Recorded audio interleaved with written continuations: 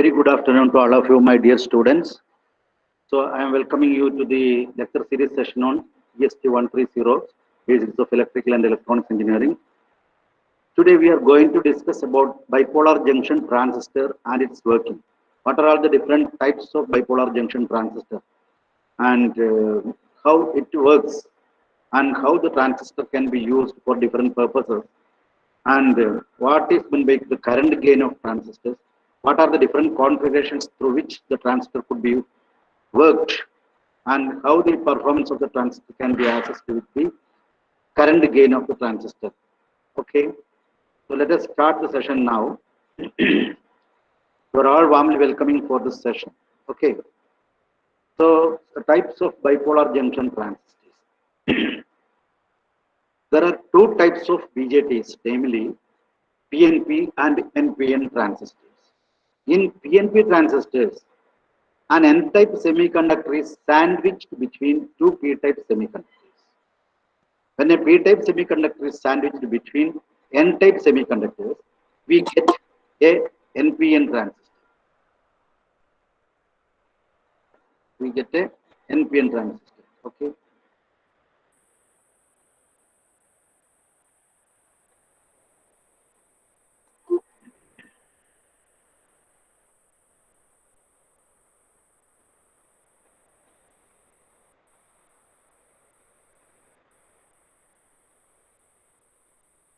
The emitter-based junction of a transistor is usually forward biased. You have to very carefully note down these points. The emitter-based junction of a transistor, whether it is PNP or NPN, the emitter-based junction of a transistor is usually forward biased, and the collector-based junction is reverse biased. So, usually a transistor is used in circuits to use it as an amplifier in most of the cases. And when transistor is used in circuits for some purposes, for some kind of working, or some kind of active device of transistor emitter based junction is usually forward biased. And collector based junction is reverse biased. Usually the emitter current will be almost entirely flows in the collector circuit. So whatever is the emitter current, almost 97% of the emitter current will be flowing through the collector side also. Therefore, the collector current is entirely depending on the emitter current. The base of the transistor is much thinner than the emitter, and while collector is wider than both. So usually the transistor base is usually very, very thin and lightly doped. That you have to understand. The transistor base is usually very thin and also it is lightly doped, and the emitter is usually heavily doped because it has to give the charge carriers. That is why the emitter is usually heavily doped. Then what about the collector? The collector is actually moderately doped. What is meant by moderately doping? Moderately doping means it is in between the emitter doping and the base doping. It's a moderate doping, and also the size of the collector is somewhat larger than that of the base and emitter. There are certain specific reasons for that. We will come to that later. Okay.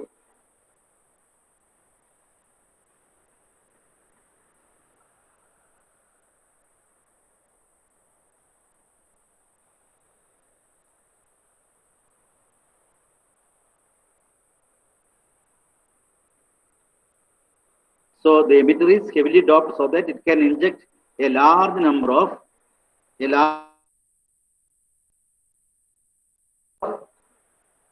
carriers into the base. Large number of carriers into the base, because emitter will be actually injecting charge carriers to the base. See, the base is lightly doped and very thin. It passes most of the emitter injected charge carriers to the collector. So whatever is the charge carriers emitted by the emitter will be almost passing through the base to the collector, and that will be reaching to the collector.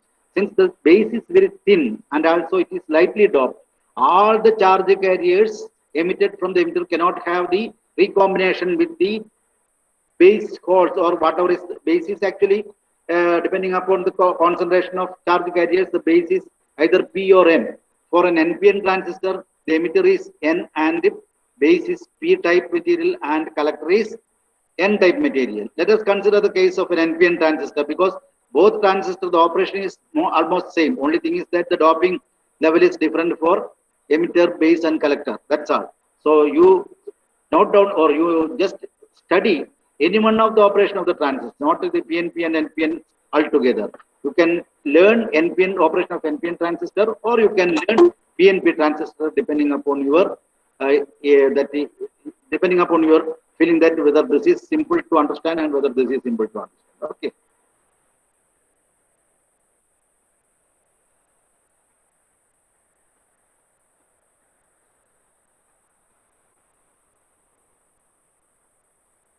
Okay. Then the collector is moderately doped. I told you already. During transistor operation, much heat is produced at the collector junction. Why? Because the emitter will be emitting the charge carriers and that will be passing through the base because base is very thin. And depending upon the biasing or the operating voltage placed between the emitter and base, almost all of the emitter charge carriers or emitted charge carriers will be passing through the base and reaching to the collector side. And since the base is very thin and very lightly doped, usually very lightly doped compared to base compared to collector and emitter. So almost all of the charge carriers emitted by the emitter will be reaching to the collector side because only a few number of charge carriers will be making recombination with the holes available on the base. I am telling about the NPN transistor, operational NPN transistor. Whenever we discuss about the operational transistor, we will be discussing only NPN, not PNP. But you have to understand that PNP is also having the same kind of operation. Only thing is that the doping level is different. That is why it is PNP and NPN. That is all. Okay.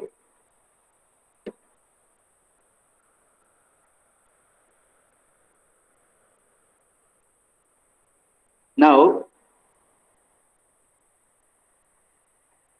I told you most of the charge carriers will be reaching at the collector side. So the collector current will be there, and this collector current will be flowing through the collector lead and reaches to the load, and it will be giving an output at the load side.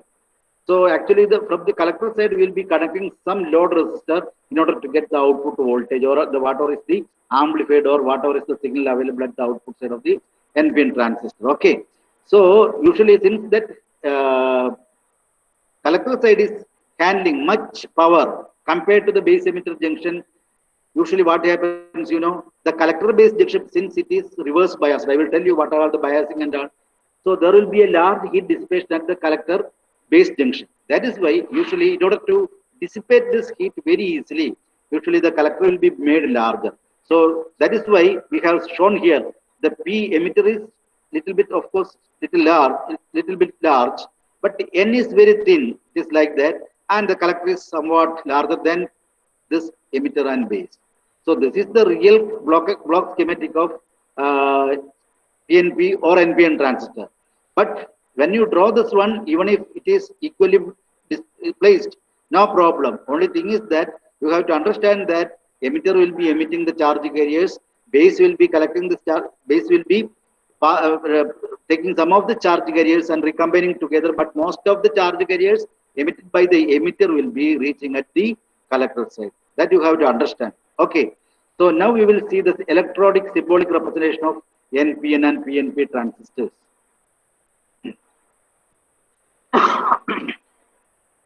See, this is the NPN transistor, this is the PNP transistor. So in NPN transistor, see, the emitter will be emitting out the electrons. That is why it is shown here in the outside. This like this arrow will be showing the electronic flushes out. Actually, this will give you the current like this. Okay. Here, this is the collector. There is no arrow given here. Since the emitter will be emitting the electrons, that is why it has got that particular arrow. Similarly, here the collector, of course, PNP transistor, actually the charge carriers are holes. So that will be injected towards the base base emitter junction, and through the base emitter, actually this volts will be passing to the collector side depending upon the biasing made here. Okay, so transistor has two PN junctions. Now you can see understand that here there is one PN junction. This is base N, and this is base. This is base. Here it is NPN transistor. Here this is base P, and here this is base emitter N. So N, P, N, P, N. Base is P, and emitter is N. Collector is also N. So here there is a base emitter junction. Here also there is a base emitter junction. You can just see here. So here for this base emitter there is a junction, PN junction. For the collector PN junction also there is a base collector junction. So this is the collector base junction, or base collector or collector base junction. This is the emitter base junction. So there are two PN junctions for a transistor. So it is essentially a three terminal device. There are three terminals taking from emitter, base, and collector. That is shown here. Emitter, base, and collector. So this is a three terminal device. So this is the symbolic representation. You have to by heart the symbolic representation. Understand? See, the junction between emitter and base may be called the emitter base diode, or simply emitter junction diode. So the base emitter base junction is usually called emitter base diode, or it is usually simply called emitter junction diode. Similarly, collector base junction is usually called collector junction diode or collector base junction diode.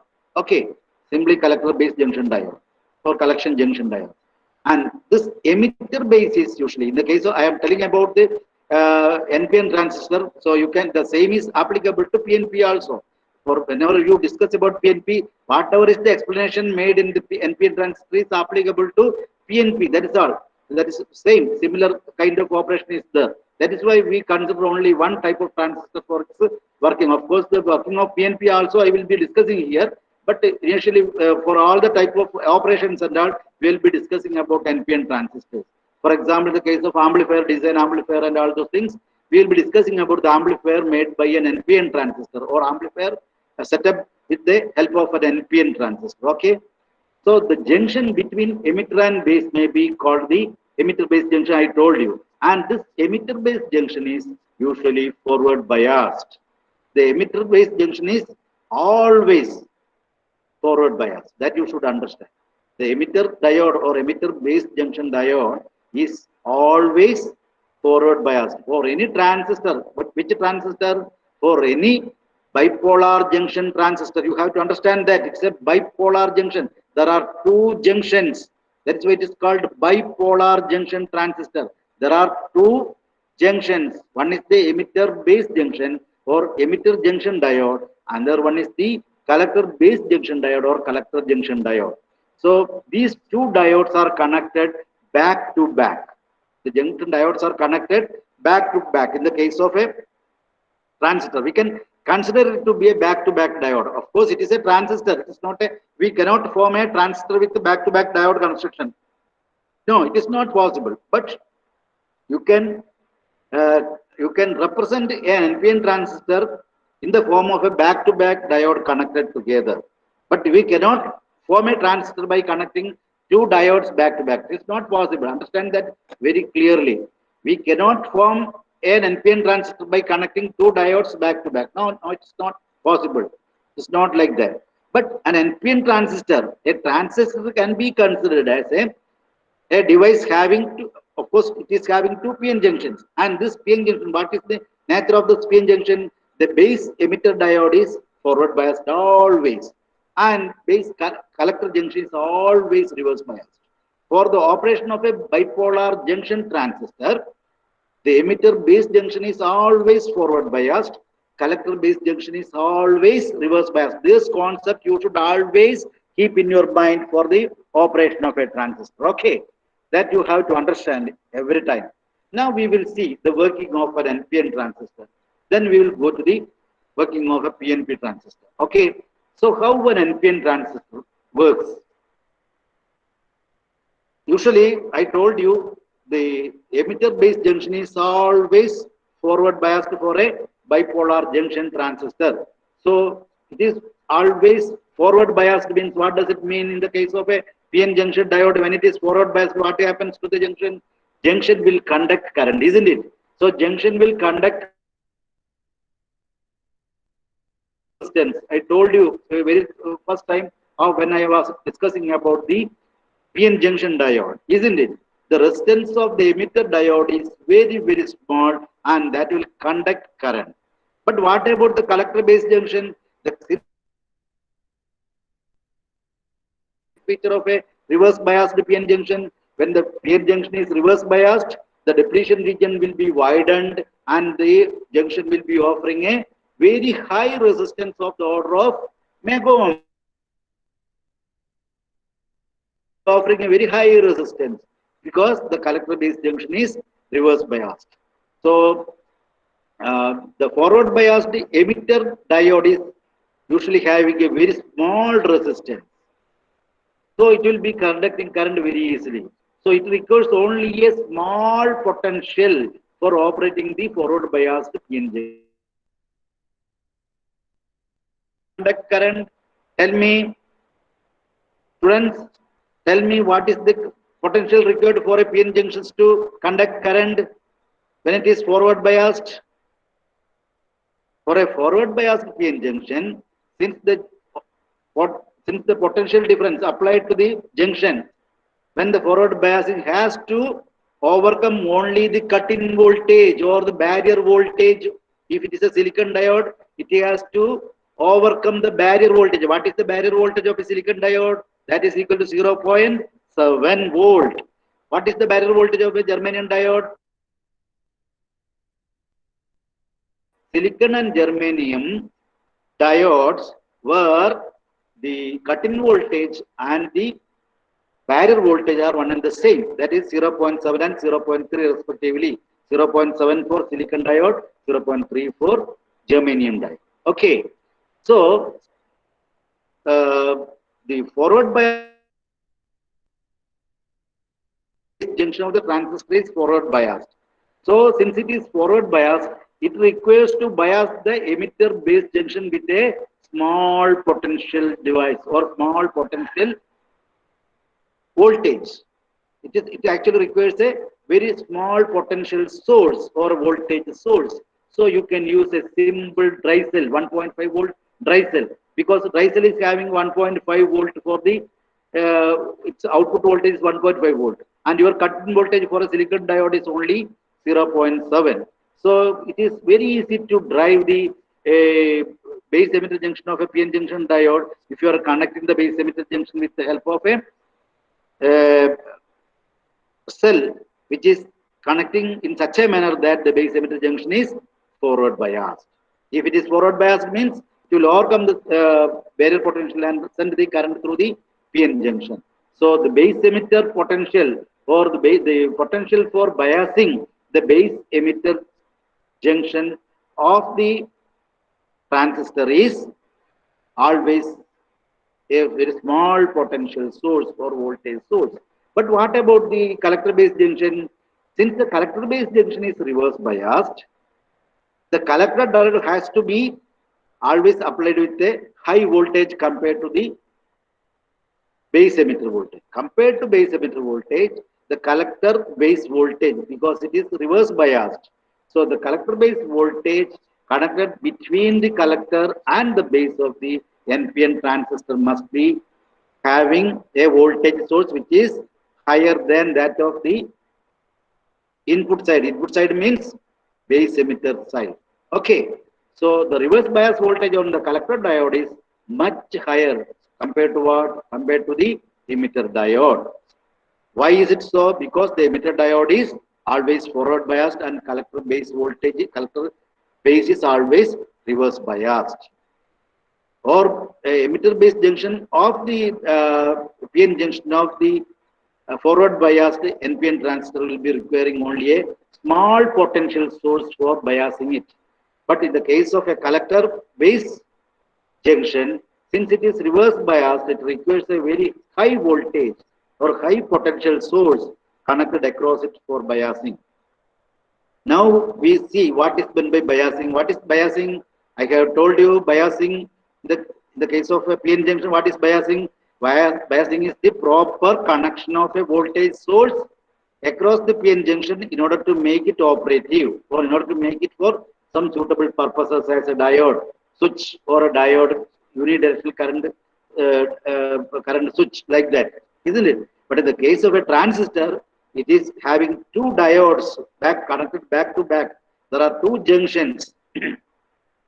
So the transistor reverse biasing at the collector side will be having higher voltage source, and in the emitter diode in the emitter side or emitter based biasing will be usually with a small potential source. Even a small single torch cell will do. A single torch cell of 1.5 volt is enough to send emitter current through the emitter base junction. Okay, now working in NPN transistor, the emitter junction is forward biased and collector base junction is reverse biased for the operation as shown in the figure. The figure is connected here. See, it is given here. So this is an NPN transistor in the block schematic. This is not a symbolic schematic. Symbolic schematic we have seen earlier. This is the block schematic diagram. In the schematic diagram, you can see this is an NPN transistor. The charge carriers are electrons. So electrons are injected towards the base, isn't it? So the emitter base junction is to be forward biased.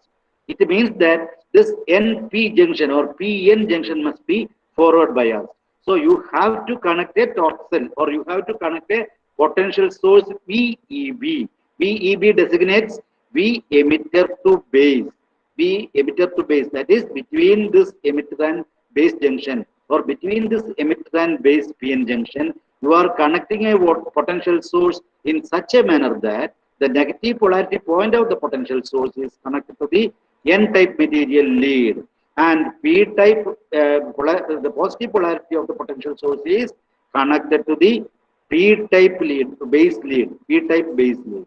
So this junction is now forward bias because N is connected to, and negative polarity is connected to N side, and positive polarity is connected to P side. Okay, so now this junction is forward biased.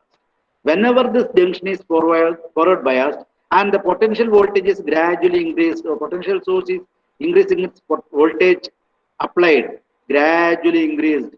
So it gives 0.1, 0.2, 0.3, 0.4, 0.5. Of course, there is no conduction because since it is a silicon transistor, so the cut-in voltage or barrier potential is 0.7 volt. Immediately when the voltage increases to 0.7, it slightly starts conducting. Then 0.71, 72, 73, of course, the conduction will be larger. So much of carriers. What are the carriers? The electrons. In N-type material, the charge carriers are electrons. Electrons would be moving towards the base. Moving towards the base because this is forward biased, offering very least resistance for the flow of this electronic flow. So most of the electrons will be reaching here. But some of the electrons, see here, one electron is recombining with the holes of this particular base because base is very thinner and lightly doped. So there are no much holes available here to recombine because it is a thin type of junction, and moreover it is lightly doped. Here it is heavily doped. There are very large number of free carriers. Here there are very small number of free holes available. For P-type material, carriers are holes. So here only a small number of holes are available. So here these two will be recombining together. All the other this will be, all the other electrons will be moving through this, across this junction and reaches here. While coming here, some of this one will be hitting the covalent bonds here, and that will be generating more electrons, and whatever is the electrons coming out here will be almost same number of electrons, not exactly same because there is always some electronic recombination here, electron hole recombination here, and the remaining electrons will be made available here. And here what is the polarity? Negative polarity is connected to the P-type material lead, and positive polarity is connected to N-type material lead, and this is the base and this is the collector. So collector-based junction is now reverse bias.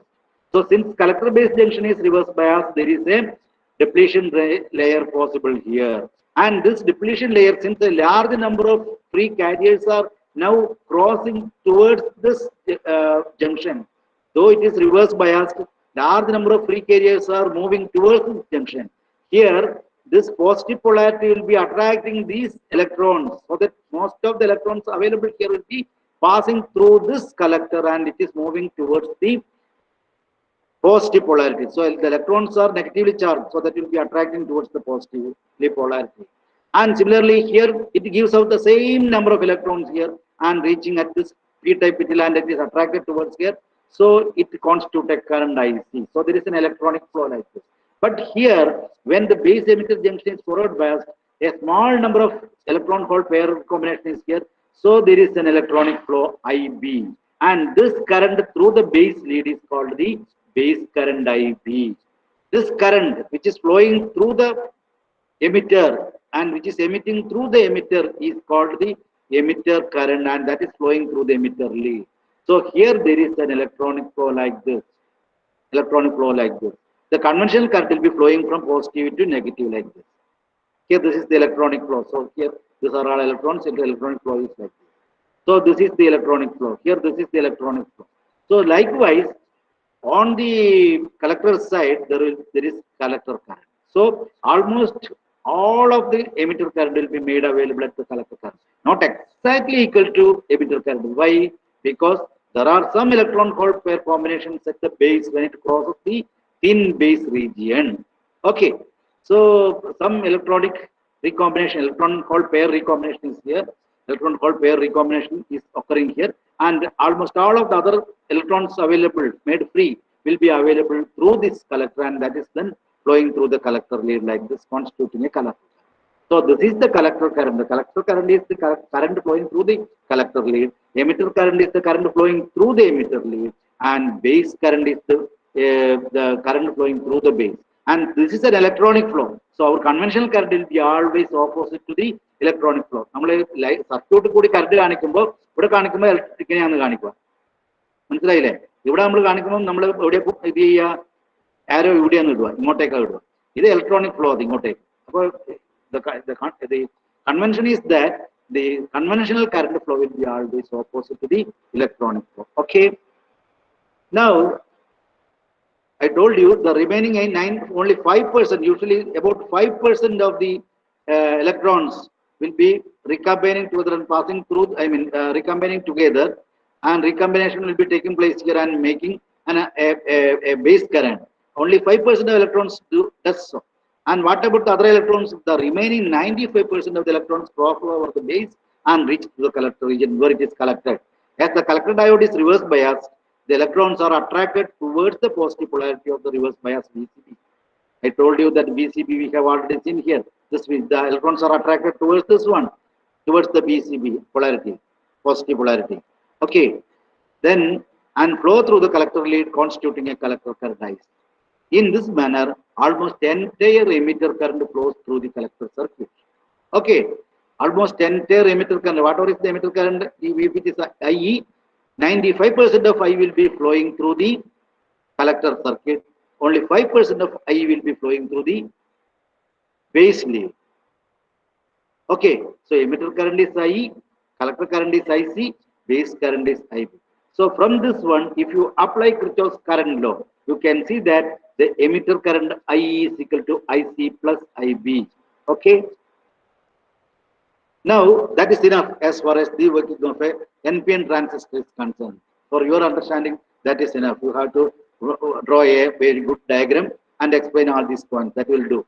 Then, how the PNP transistor is working, this also you have to understand. In PNP transistors, the P-type region will be having large number of charge carriers of holes, and N-type base will be having a very thin junction with lesser number of holes, lesser number of electrons. It is N-type, so lesser number of electrons. Though it is N-type, it is having lesser number of electrons compared to the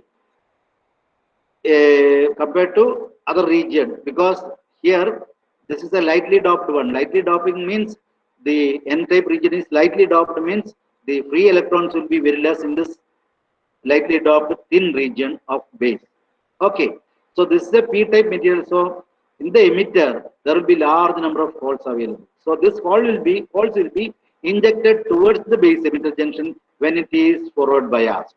See here, the positive polarity is connected to p-type, negative polarity is connected to n-type. So this is a p-n junction with forward biased. Is it? This is a p-n junction with forward biasing. Similarly, here the positive polarity is connected to the negative side, that is base, and negative polarity is connected to the positive side, collector side. So the collector base junction is reverse biased. Okay, now when you put on this one, if you connect a key here and if the key is put on, what happens? This potential source on the base emitter junction will be forward biasing this junction, and most of the most of the holes, because this hole is having a large concentration of holes, because this is a p-type material. The holes will be injected towards the base, and some of the holes will be recombining with electrons, because this is an n-type material having less number of electrons as free electrons, and that will be some of the electrons will be there anyway, and that will be recombining with the emitter holes. Similarly, here most of the holes will be moving and passing across the space and reaching towards the NP junction of the collector base side. The collector base side, there is a PN junction, and towards that PN junction, large number of holes are injected and that are all collected here. Since this is a reverse biased junction, so most of the holes available here will be attracted towards this north polarity, or not north polarity, negative polarity of the voltage source. Okay, so that is attracted towards this one. So this is reverse bias. Understand?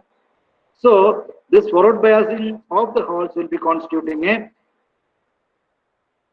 current here. Though this is electron, this is flow of holes here, but through the lead, of course, the flowing is electrons only, or at the outside, that is through the leads of the transistor, electronic flow is here, because here the holes will be ejected towards the lightly doped N region. Most of the holes will be available at the P region here, and that is constituting a current IC as the collector current, and most of the IE will be collected towards this one, and IC will be here.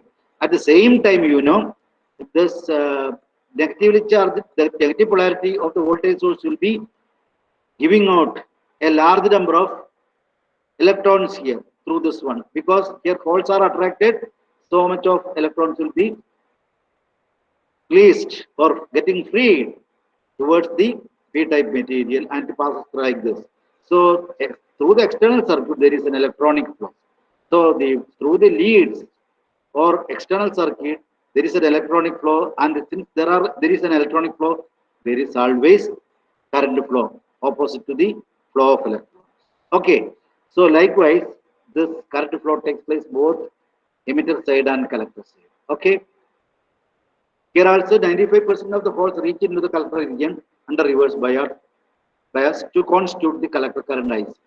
As the holes reach at the collector end, they attract electrons from the negative terminal of the cell VCB and recombine with this potential. I mean, recombine with them. Actually, recombine with the negative terminal and recombining with this holes. I mean, attract electrons from the negative terminal of the VCB and recombine with them. The holes will be recombining with the electrons. That is the meaning of this one. Since VCB is connected, this VCB will be attracting what? VCB will be attracting the holes here, because this is negative terminal. So negative polarity will be attracting this positive polarity, and most of the holes will be made available here. Whenever the number of holes are made available here, the same number of electrons will be releasing from the positive polarity, and it passes through like this. So through like this, here it will be dividing into IB, that is base current, and here it will be flowing through IE like that. Okay, so that is the idea. So as the hole reaches the collector, and they attract electrons from the negative terminal of the VCB and combine with. At the same time, covalent bonds are broken in the emitter region, and equal number of electrons are attracted towards the positive pole of the voltage source VEB. I just told you that. I just told you that. So whenever it is attracted towards the negative terminal of the voltage source, the same number of electrons will be releasing from this one to constitute a current flow. So through the external circuit, always electronic flow is there, or there will be current flow opposed to the electronic flow is always there. Okay. So in this way, almost the entire emitter current flows in the collector circuit. And it may be noted that the current conduction within PNP transistor is through what? The current conduction through PNP transistor is inside of the transistor, the current conduction is through holes, but through the external circuit, the current conduction is through electrons. That you have to understand. Within the PNP transistor, the current conduction is usually through the holes which are all injected towards the collector base junction. But at the external circuit, from the emitter lead to the base lead, or emitter lead and the base lead, or the collector lead, the current will be usually through the electrons. That you have to understand. So however, I told you, the external connecting wires, the current is still by electrons. I told you now. Thus the total current in a PNP transistor IC is given by alpha IE plus ICBO, where alpha is the current amplification factor. Alpha is the current amplification factor. We will discuss about this alpha after some time, because we learn all these things now one by one. Where alpha is a factor, usually called the current amplification factor, and whose value is always near to unity. Usually the value will be less than 1. Usually be practical values are 0.9 to 0.99. Okay. And what about this ICBO? ICBO is the collector to base current. Collector to base current when emitter is open. Collector to base current. That is the reverse current. Collector to base reverse current when the emitter is open. Usually that is the ICBO. So that is the meaning of this. ICBO means collector to base current when emitter is open. And alpha means that is the current amplification factor of a alpha is the current amplification factor. I is the, what is I? I is the emitter current. I is the emitter current. Now we will pass on to the different modes of operation of a transistor. What are all the different modes of operation? I told you, depending upon the connections given to the transistor base emitter junction and collector base junction, the transistor can be considered to be a device with operating in different modes. So usually there are 4 kinds of operation for a transistor. There are 4 kinds of operation. What are those operations, or what are those modes of operation? You can make the emitter base junction reverse biased and collector base junction reverse biased.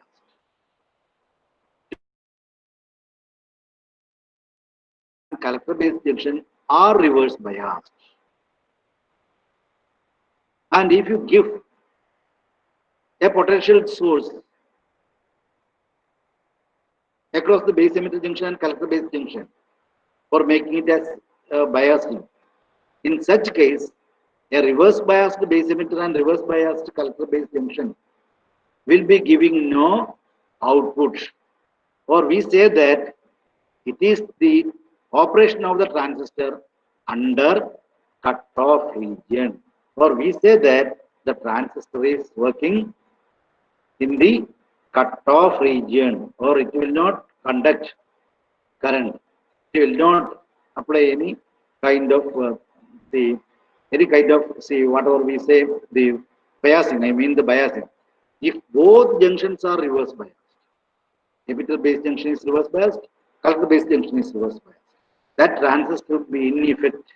working as a switch. It is working as a switch, and that switch is in off condition. That switch is in off condition. Then what about the other modes? When the emitter junction or emitter base junction or emitter base diode is forward biased and collector base diode is also forward biased. Base emitter junction and collector base junction is both forward biased. The transistor current IC will be very large, and that will drive this particular transistor to its saturation region. When both emitter base junction and collector base junction are forward biased, the transistor will be acting as a current conducting device in the saturation region. A current conducting device in the saturation region. Or if you operate the transistor between these two regions, what are those two regions? The cutoff region and the saturation region. You can make that device to be a on-off switch. You can make the device to be a on-off switch. Follow my point. So the transistor will be working with base emitter junction forward biased, collector base junction forward biased. Both are forward biased. The transistor is put into saturation region, or the transistor is pulled into saturation region, and you can find out the transistor operation to be a transistor with switching action. The current in the transistor or the current in the collector will be very large. Understand?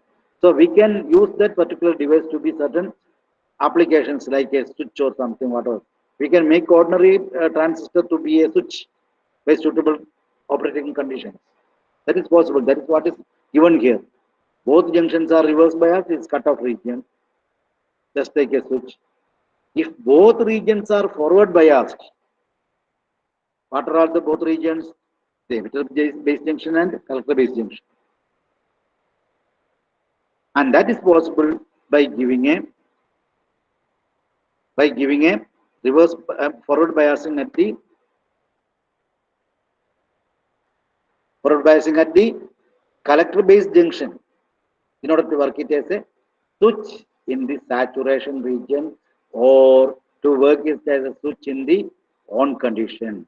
So a transistor can be operated as a switch depending upon the condition of this one. Either base emitter junction reverse biased, collector base junction forward biased, or both base emitter junction and collector base junctions are reverse biased, or there are two other modes of operation. These two modes of operation we have seen. Transistor using as a switch. Either it will be operating in the cutoff region, or it will be operating in the saturation region. So there are cutoff region and saturation region. In between the cutoff and saturation region, there is a region. And what this particular region is meant to do? That is what we see. When the emitter base junction is forward biased, collector base junction is reverse biased. If the emitter base junction is forward biased, that we have seen, then what about the collector base junction? If the collector base junction is also reverse biased, both junctions are reverse biased, then the transistor will be working in a cutoff region, or we say that the transistor is in the off condition, or it is in the switch off condition. And if the transistor base emitter junction is forward biased and collector base junction is forward biased, that is, both junctions are forward biased, the transistor will be pulled into the saturation region, or the collector current will be maximum. It is in the saturation region. So you can consider the transistor to be a device in the on condition. So there are two conditions made possible here. One is the transistor off condition, and another is the transistor on condition. So these two conditions are very important. These two conditions decides whether the transistor can be used as a switch An electric switch can be operated as a switch. Now, what is the third and very famous and very most widely used application of this particular device? That is, if the emitter-based junction is forward biased, the emitter-based junction is forward biased, and collector-based junction is reverse biased.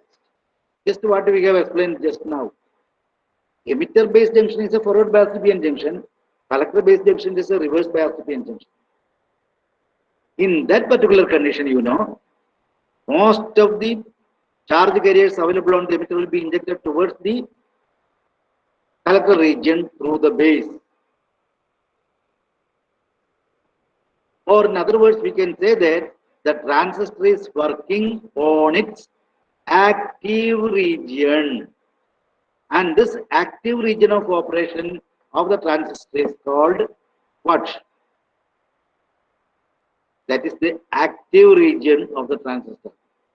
Or we say that the transistor is now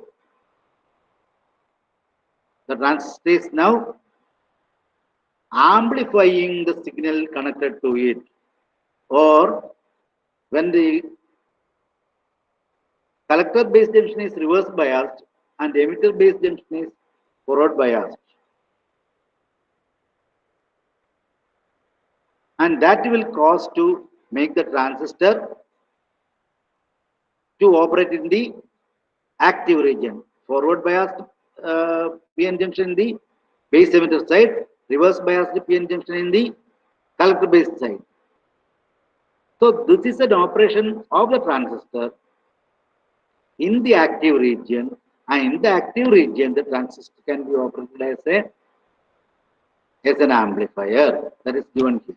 Then there is one more, fourth one, that is both PN junctions of the transistors are reverse biased, and that is an inverse action, or that is an invertive action. And that invertive action, of course, if both are actually reverse biased, means there will not be any sound. There won't be any sound because both are not reverse biased, both are not forward biased. Both are forward biased means transistor is in the active region. Both are forward biased means transistor is in the saturation region. Both junctions, one is the forward bias, that is the base emitter is the forward biased, and collector base junction is the reverse biased, means it is in the active region. Or we say that this active region of operation of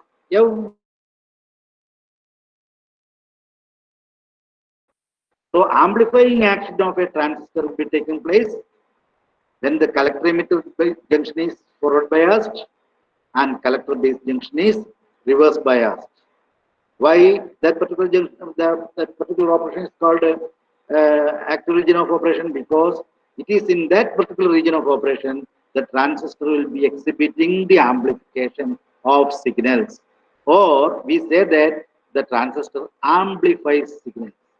We are considering an NPN transistor for the sake of simplicity.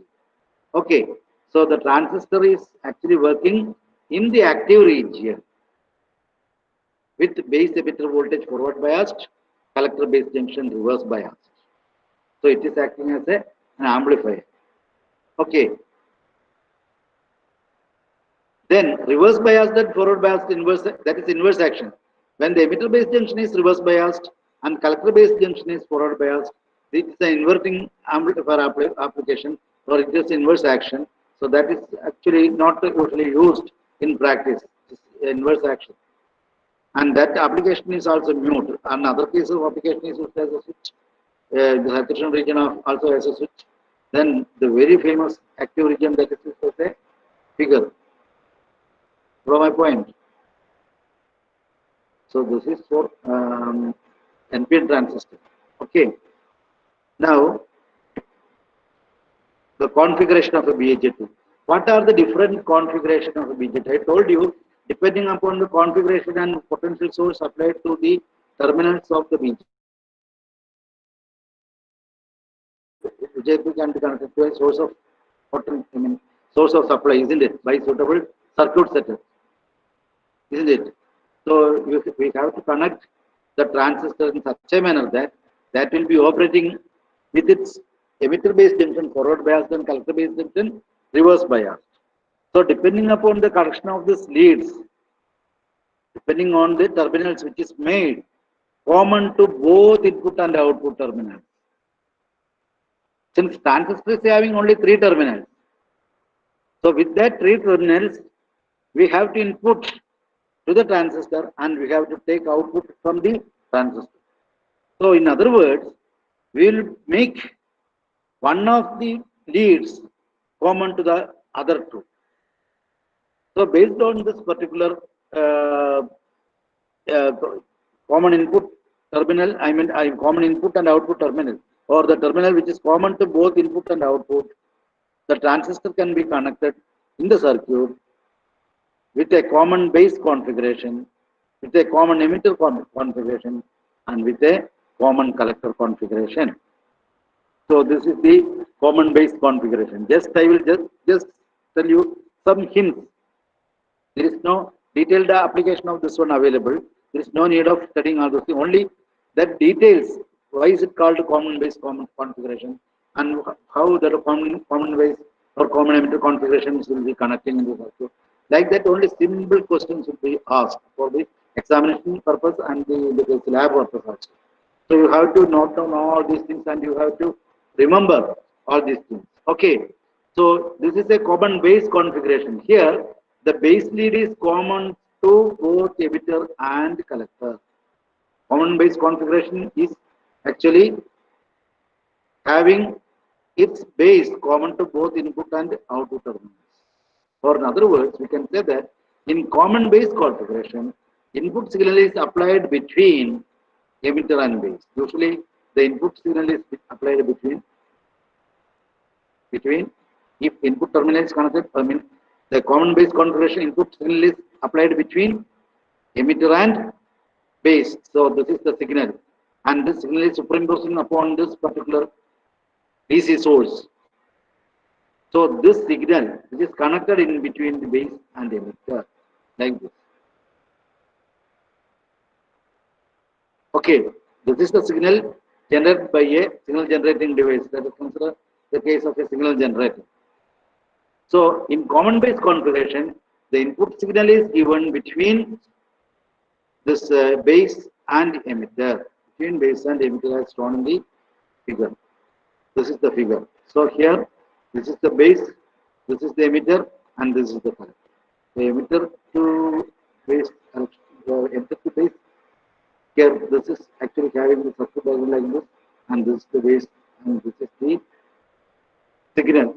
Signal can be either a DC signal or a AC signal, because in most of the cases, the amplifier will be amplifying signals which are not DC, which are sinusoidal or AC in nature, either sinusoidal or AC in nature.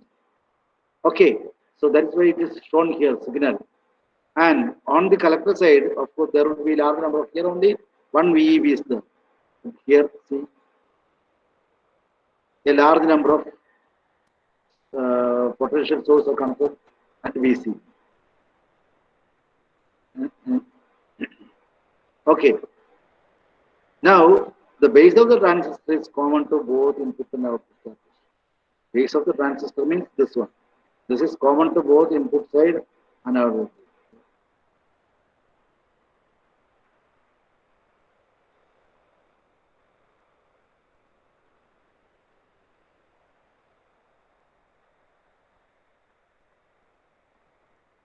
Okay. The base of the transistor is common to both input and output, and hence the name. And hence the name. That is what is given here. Understood this point now, my dear students? Yes, I think you might have learned this thing, some of the aspects in the high school class and higher secondary, isn't it? So here, this is the signal. The amplified signal will be available here. The voltage gain will be available here on. This is the output side, and this is the output side, and here there is a resistor on which the voltage is dropped due to the collector. So this is acting as the output, and this is the input side. Okay, since the base is common to both input side and output side, now we will see some of the features of this one. The emitter current IE is the input current and collector current IC is the output current that we have seen here. I is the input current and IC is the output current. This is the output side, this is the input side. This I is flowing like this, positive to negative like this. Comes like conventional current. Okay, the electronic current will be like this. Okay, now the emitter current I is input current and collector current IC is the output current. Now, what is the current amplification in common base configuration? The current amplification factor or simply the current gain of the common base configuration is the ratio of change in collector current to the change in emitter current at a constant collector base voltage VCB. Follow my point. Ratio of change in collector current to change in emitter current. Here, the signal is considered as an alternating source. That is why change in emitter current to or change in collector current to change in emitter current. Or for a DC signal or for a DC source, if you simply connect a DC source, then the current amplification factor for a common base configuration is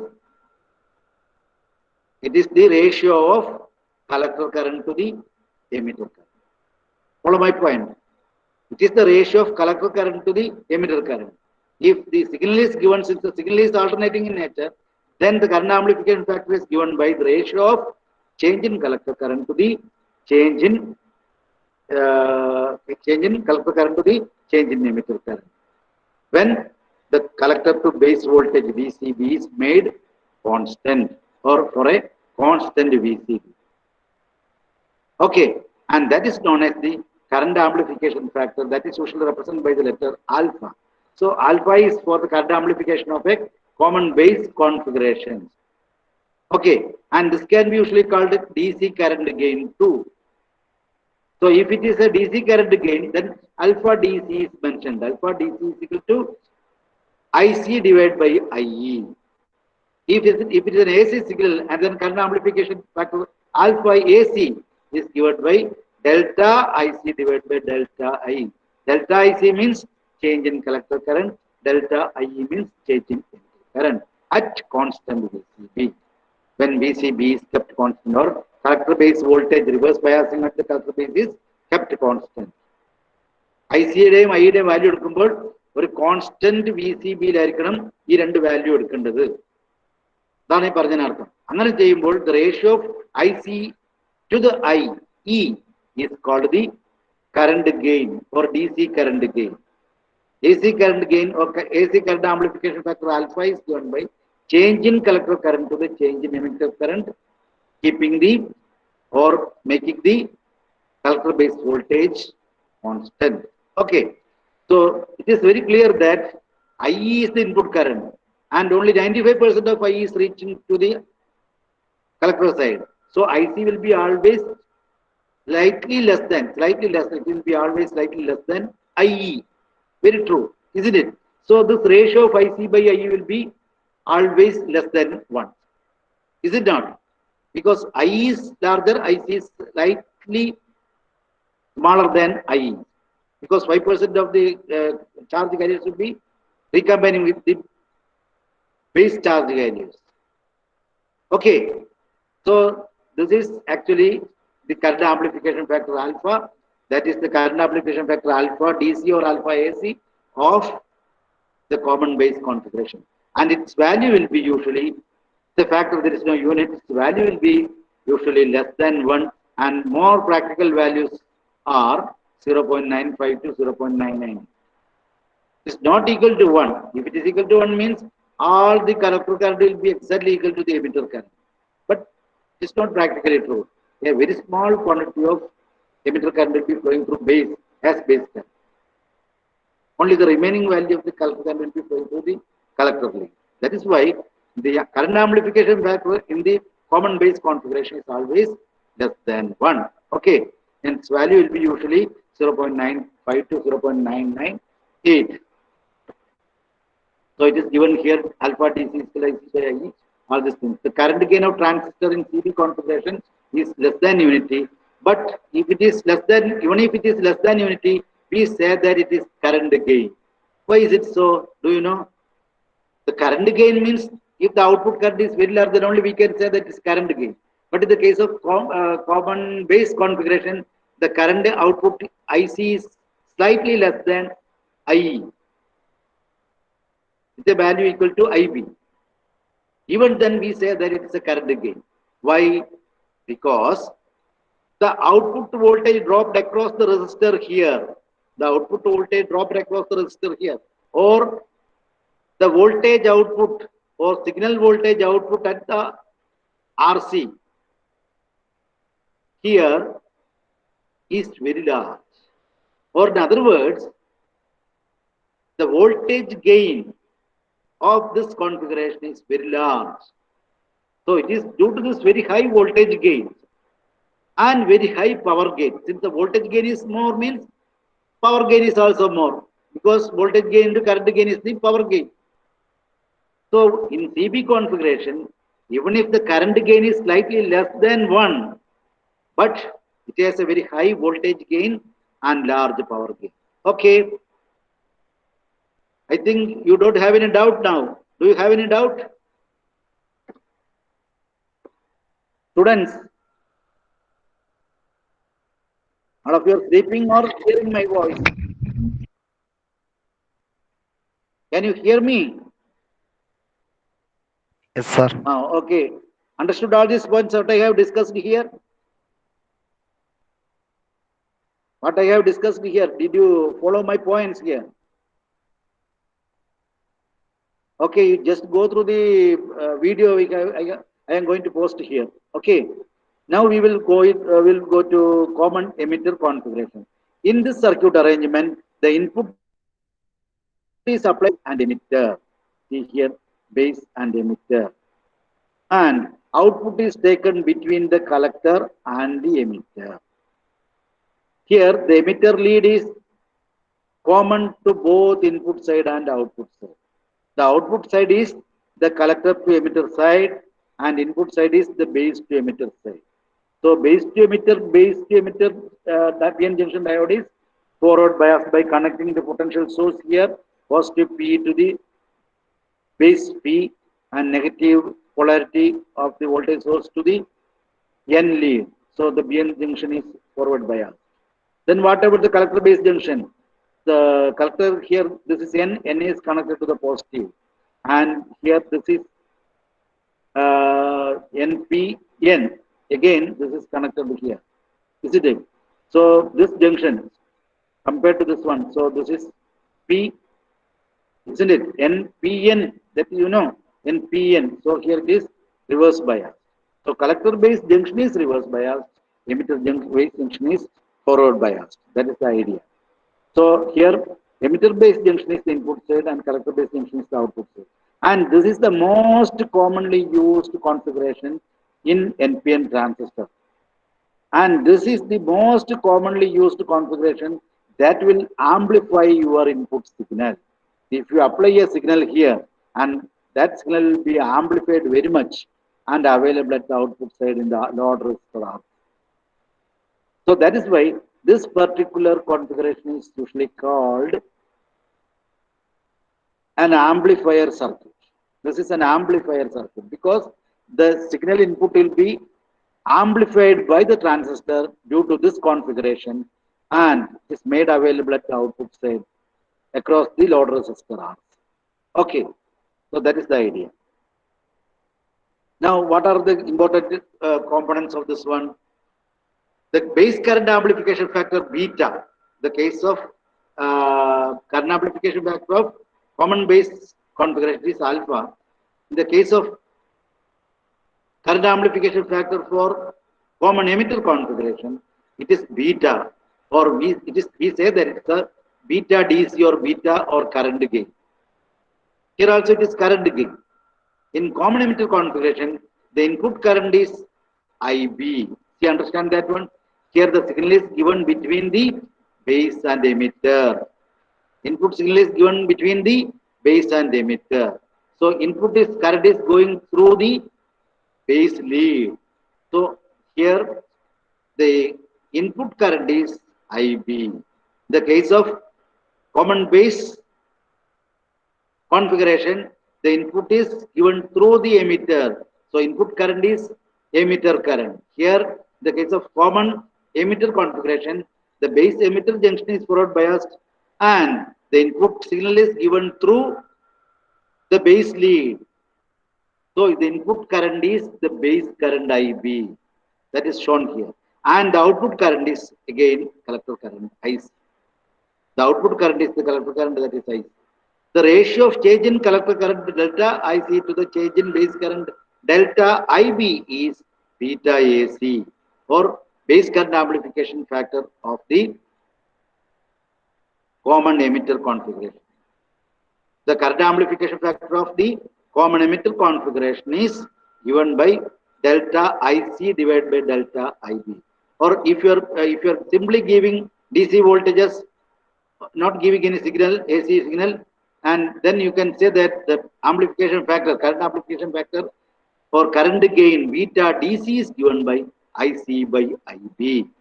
Okay, IC by IB. This delta IC by delta IB comes when the signal is AC. But practical case is always AC only. Signal is AC only. That's why I got taken this one. Beta AC and beta DC both. Okay.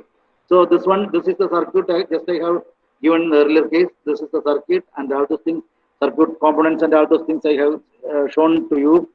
Now we will be see in almost any transistor, less than 5% of the emitter current flows as the base current. I told you, though the signal current is through the base, only 5% of the emitter current will be flowing through the base.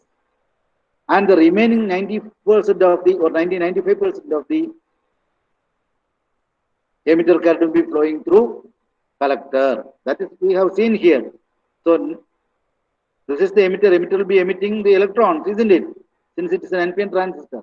And 95% of this emitted electrons will be made available at the collector side. Only 5% of the emitter will be recombining with the holes of the base, constituting a base current.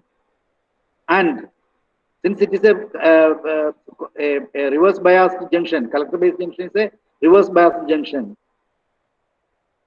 Most of the electrons available here will be collected by this reverse biasing, and hence there is a collector current flow.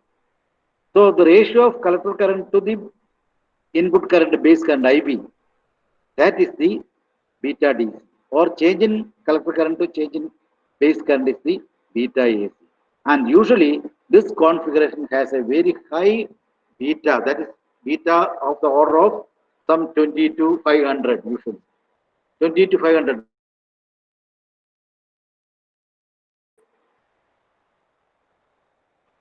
Common emitter configuration, the transistor beta will be usually taken to be 20 to 500 usually. Like the values ranging from 20 to, usually it will be more than 100. Most of the case for the design, the transistor beta DC will be taken as beta AC, that is numerically equal to more than 100 when you design a transistor amplifier. Okay. And this type of connection is very frequently used as an amplifier, since it gives appreciable current gain, because here the current gain is, say, from 20 to 500, that much high value is possible. So your signal, input signal will be amplified from 20 times to 500 times. If beta DC is taken to be 500, or if you choose a transistor with the beta DC 500, your input signal in the common emitter configuration will be amplified 500 times. So your microampere level of the input current will be amplified to milliampere level. Such a very huge amplification is possible. That is why the current gain is very high. Since the current gain is very high, then voltage gain will be also very high, and hence the power gain too. And for all practical purpose, beta DC can be equal to beta AC and beta DC. Though these two values are different, but usually even for design purpose and all, beta DC is almost equal to beta AC, so that are all taken to be equal. Okay. Now we have to see some of the relation terms. Alpha is the current amplification factor, or DC current gain of common base configuration, and beta is the DC current gain of common emitter configuration. We know that for a transistor, emitter current is sum of the base current and collector current, or IE is equal to IB plus IC. If you divide this equation by collector current IC, IE by IC is numerically equal to IB by IC plus 1. We have IC by IE is equal to alpha in the case of common base configuration. And IC by IB is equal to beta. That also we know, isn't it? IC by IB is also we know that is equal to beta. So combining these two parameters here, applying onto this equation, we will be getting 1 by alpha is equal to 1 by beta plus 1, or it is numerically equal to 1 plus beta by beta. Or in other words, just inverting this one, that is alpha by 1 is equal to beta divided by 1 plus beta. That is given here. Alpha, and rearranging this equation, you can see that beta is equal to alpha divided by 1 minus alpha. Then you can just look at this particular equation. Suppose in a common base configuration, if alpha becomes very nearly equal to 1, or if it becomes equal to 1, what happens to this equation? Beta will be equal to alpha divided by 1 minus 1, 0. What is alpha by 0? Any quantity divided by 0 is infinity. So beta becomes infinity in a common emitter configuration. So if in a common base configuration alpha becomes equal to unity, then beta becomes very, very high. But alpha will never become equal to unity. It will be less than unity always, of 0.9995 like that, 998 like that. So it means that the alpha DC of a common emitter configuration is very, very large. It is very high, of the order of more than 100. We will pass on to the common collector configuration. This configuration, just understand and learn this particular equations. This is very important. Usually, this is usually asked before the examination.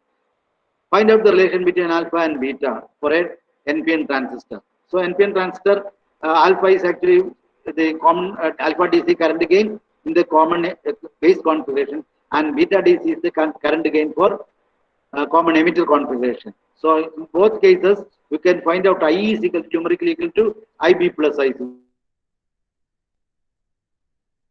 And manipulating this one, you will be getting these two parameters, and you will be getting finally alpha is equal to beta divided by 1 plus beta, and beta is equal to alpha divided by 1 minus alpha. Okay. Now we will pass on to common collector configuration. The word itself, that particular name itself, gives that common collector. So here the collector is, or collector lead is common to base, emitter side, and emitter collector side.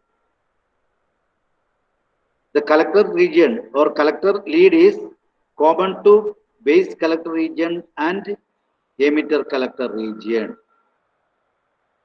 Follow my point. It is common to base collector region. This is base collector, and this is emitter collector. And here the collector is common to both. So here the input is through this one. This is the input, and this is the output. So the input given to a common collector configuration is between the base and collector. So between the base and collector for an NPN transistor, between the base and collector, the input supply is given, or input signal is given. And between the emitter and collector, we will give the output, or we will be getting the collector current, and we will be getting the, it's not collector current. Actually, this is the collector current IC. This is the emitter current. So between the collector and emitter, what is the polarity given? Here this is N connected to the positive polarity, that is reverse bias. Here this is positive, this is P. So again this junction is reverse bias. So this junction is forward biased, and this is reverse biased, isn't it? What are all the junctions forward biased? Here positive connected to positive, negative connected to negative, isn't it? So here base emitter junction forward biased, but here the collector base junction reverse biased due to this reverse bias. In common collector configuration, collector terminal is common to both input and output, as shown in the diagram here. This is shown here. The input is applied between base and collector, and the output is taken between emitter and collector. I told you all this. CC configuration is sometimes called emitter follower. So this circuit's another name is the emitter follower. Emitter follower. Okay. Here again, the input current is the base current. Here the input current is the base current. I told you this is the input current, that is the base current.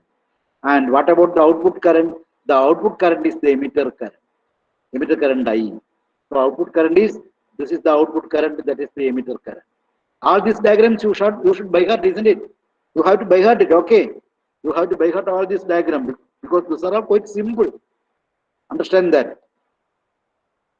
So the common collector current gain is the ratio of emitter current to the base current. That is represented by gamma.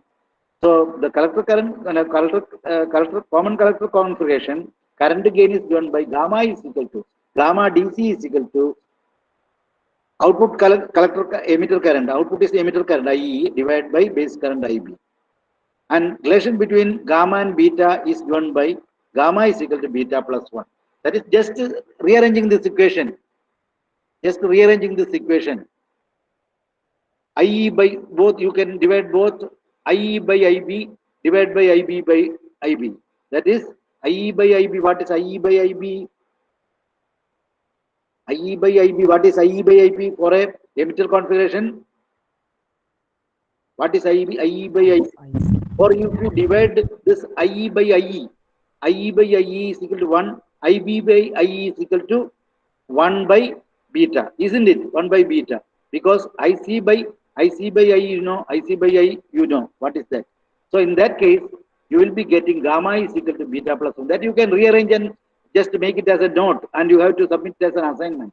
I will give you the assignment, everything is ready, and the only thing is that it requires time to upload these things. That is why I didn't upload so far. All the materials are ready, and your ESD 130 Basics of Electronics Engineering assignment number 1 and 2 will be given to you, and that will be available. I think it will be available by today evening. Today evening at night, I will be putting on that one, and there will be 2 to 3 quiz also. That also you have to just go through it and find out the answer. Very simple one. And all this will be evaluated. I will check whether you have just attempted it, because I can just go through it, supervising the Moodle, and I can just understand whether you have understood, whether you have accessed the Moodle and got the ideas and attended the assignment and use that both I will check. Okay, so you have to do all these things, and I will put the this one, our record book also. Record book, I told you I will give you the sample record. So that sample you have to note down, and you have to fill it up and give the necessary result and all those things, and submit as a record, and keep it in the A4 sheet then file very clearly and very neatly. That will be kept as your record. Okay. So that also I will give you tonight. Then alpha and beta, gamma and beta is given by gamma is equal to beta plus 1. That is by rearranging this equation with the IC and IE. Okay. And in terms of alpha, gamma is given by 1 minus alpha. And this is given, giving to you as an assignment to find out this value. Okay. So this is all about this transistor configuration. And do you have any doubt regarding this one? Do you have any doubt? Tell me. Any doubt regarding the sessions covered now? We will pass on to the next session. That is why. Do you have any doubt? Do you have any doubt regarding the sessions I covered today? I think there is no doubt. If you have any doubt, then you just go through the video, which I will post in the Moodle. Okay, just go through it and understand. That's all. Now we will pass on to the next one. Okay.